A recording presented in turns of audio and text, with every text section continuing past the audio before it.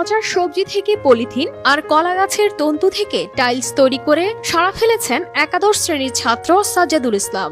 পরিবেশ ধ্বংসকারী অন্যতম একটি বস্তু পলিথিন, যা পচতে সময় লাগে প্রায় 400 থেকে 500 বছর। তবে সবজি থেকে সাজ্জাদুলের তৈরি এসব পলিথিন মাটিতে 1 মাসে ও পানিতে 3 মাসে পচে যাবে, যা মাটির জন্য হবে জৈব সার ও পানিতে হবে মৎস্য খাদ্য। সেই সাথে কলা গাছ থেকে তৈরি এসব প্লাস্টিক টেকসই ও অনেকটাই সাশ্রয়ী। যে বায়োপ্লাস্টিক মাটিতে 1 মাসে ও পানিতে 3 মাসে পচে যায়।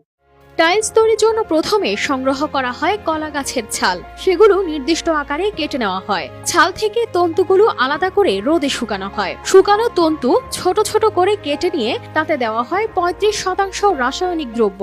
এবার আমি এই তন্তুগুলোর উপর কেমিক্যালটা ঢেলে দিচ্ছি। কেমিক্যালটা ঢেলে দিলে এটা একটা সম্পূর্ণ টাইলসের মতন একটা আকার এবং গুণাগুণ গঠন করে নেবে। প্রায় 6 ঘন্টা পর তা পরিণত হয়